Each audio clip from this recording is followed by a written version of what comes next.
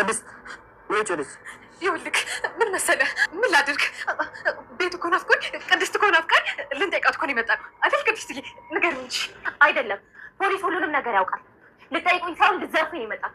ጋሼ የለም ብላችሁ ልትደበድቡ ነው የመጣት። አይደለም አይደለም፣ ተሳስተሻል። ልንጠይቅሽ ነው የመጣነው ቅድስቴ፣ ልንጠይቅሽ ነው የመጣነው። እጅ ወደ ላይ። እሺ ልትገለኝ ነው? ልትገለኝ ነው እንዴ? ከዚህ ደቂቃ በኋላ አንዲት ቃል ብትተነፍሽ ያለ ሚፍቃድ እድሜሽ ወደ ሰከንዶች እያጠሩ ነው የሚሉት።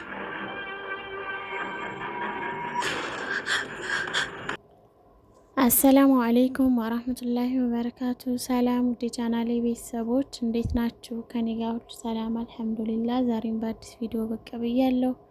በመጀመሪያ ለቻናሌ አዲስ የሆናችሁ ሰብስክራይብ በማድረግ ቤተሰብ ሁኑ። የቻናሌ ቤተሰቦች ደግሞ ላይክ፣ ሼር እያደረጋችሁ አበረታቱኝ። ቪዲዮውን ስትጀምሩ ላይክ ማድረጋችሁን አትርሱ። እንግዲህ ምሳሌ ክፍል 60ን እንደተመለከት ነው ሉላ በጣም ተበሳጭታ ነበርና ዝና በሚያደርገው ነገር በቃ ተስፋ ቆርጣለች፣ ተናዳለች እና ከዚህ ኑሮ ሞት ይሻለኛል ብላ አስባ ዝና እንግዲህ ከመታት በኋላ ስለተናደደ ራሱን ከግርግዳ ጋር እያጋጨ በነበረበት ሰዓት አላየኝም ብላ ከፎቅ ላይ ራሷን ልትወረውር ስትል እሱ አይቷታልና አተረፋት። ያዛትና እንዴ ለምንድን ነው ከዚህ ላይ ወርደሽ ልትሞች ነው እንዴ ያላት ነበር። አዎ ከዚህ ኑሮ ሞትን እመርጣለሁ፣ ብሞት ይሻለኛል እያለችው ነበረ። እሱ ምን አጎደልኩብሽ? ስትፈልጊ ዱባይ፣ ስትፈልጊ ሌላ ቦታ እየወሰድኩ እያዝናናሁሽ አይደል እንዴ? ራበሽ፣ ጠማሽ፣ ምንድነው ያጎደልኩብሽ? ይህን ያህል ሞት የሚያስመኝ ነገር፣ ለዚህ ሁሉ ነገር ያደረሰሽ ሞገስ ነው አይደለ?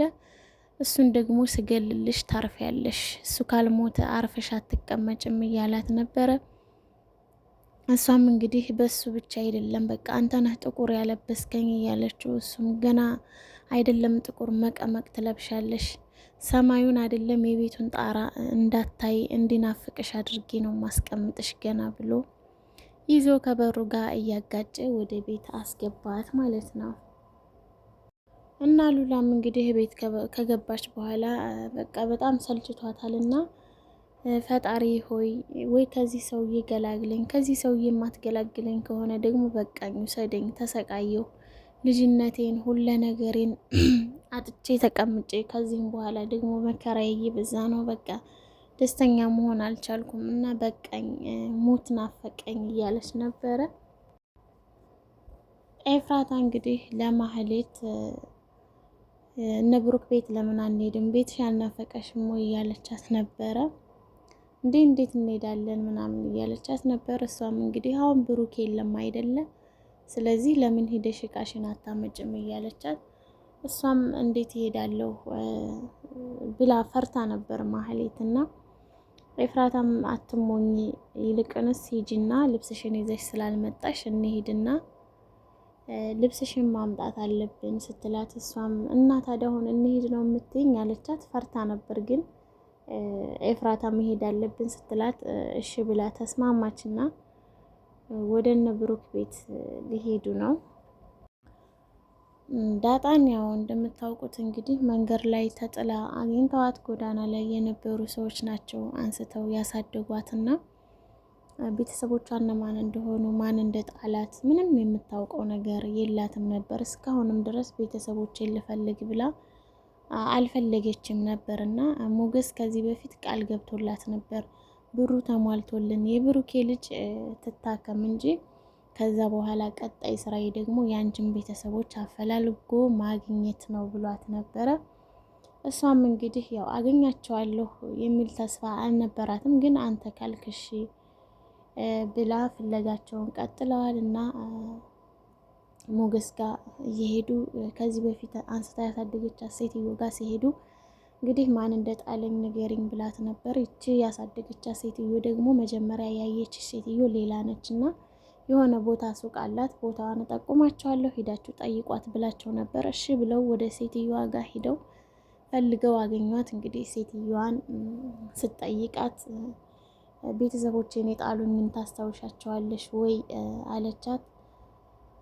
ዳጣም እንግዲህ እናቴ ናት የጣለችኝ ብላ ነበር የምታስበው፣ ነገር ግን ወንድ ነበር የጣላት እና የሆነ ወንድ ነው የሆነ በቃ ዘነጥ ያለ አለባበስ የለበሰ ሰውዬ ነው እና በጨለማ ሌሊት 7 ሰዓት ላይ አካባቢ ነው መጥቶ በፎጣ ጠቅልሎ አስቀምጦ ሲሄድ የሆነ ቡላ ነገር መስሎን ነበረ። ስንሄድ ግን አንቺ ነሽ እና ሰውየውን የት እንደሚገባ ተከታትየው ነበረ። እንዳያየን ቀስ እያልኩ ከኋላው ስከተለው ነበር እና በጣም ረዝም መንገድ ከተጓዘ በኋላ የሆነ ትልቅ ግቢ ውስጥ ገብቷል አለቻት። እሷም ግቢውን ቤቱን ታስታውሻለሽ አለቻት እና እሷም አዎ ቤቱን በደንብ ነው ማስታውሰው አለቻት። በቃ ቤቱን ንገሪኝና መሄድ አለብኝ ዛሬውኑ መሄድ አለብኝ አለች ዳጣ። አለቀሰች። ነግሬህ ነበር ሞገስ እናቴ እንደማጥለኝ እናቴ ምን አይነት ሁኔታ ላይ ትሆን ብላ በጣም አለቀሰች። ስቅስቅ ብላ ነው ያለቀሰችው እና እናቷን የጣላትን ሰውዬ ፍለጋ ደግሞ ተነስተው ሂደዋል። ኤፍራታና ማህሌት እንግዲህ ያሉትን ነገር አድርገውታል። ተያይዘው ወደ እነ ብሩክ ቤት ሄደዋል።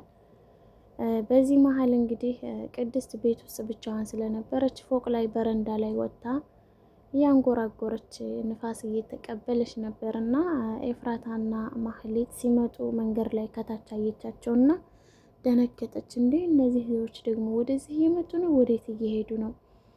እርግጠኛ ነኝ ወደዚህ እየመጡ ነው ብሩክ አለመኖሩን ስለሚያውቁ ብላ ያጠቁኛል ብላ ስለፈራች እንግዲህ ብሩክም ራስሽን ጠብቂ የሆነ ነገር ከተፈጠረ ፖሊስ ጥሪ ስላላት እየሮጠች ቤት ገባችና ቁልፉን አንስታ ከውጭ በኩል ወጥታ እነሱ ከገቡ በኋላ ቆልፋባቸው ፖሊስ ልጠራ ሄደች። እንግዲህ ፖሊስ ጠርታ ተመልሳለች።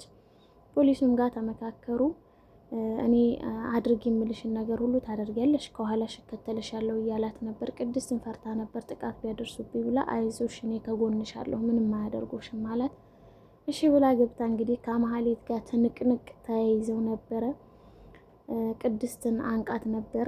ጋሽ ያስቀመጠውን ቁልፍ አንጭ እያለታች እሺ ብላ ልፈልግ ስትላት ለቃት ነበር እና መኝታ ክላስ ተያይዘው ሲገቡ ሰውየው ገብቶ እንግዲህ ከመኝታ ክላስ ሲወጡ ይዟቸዋል። እጅ ወደ ላይ ብሏቸዋል። በጣም ደንግጠዋል ማህሌትና ኤፍራታ።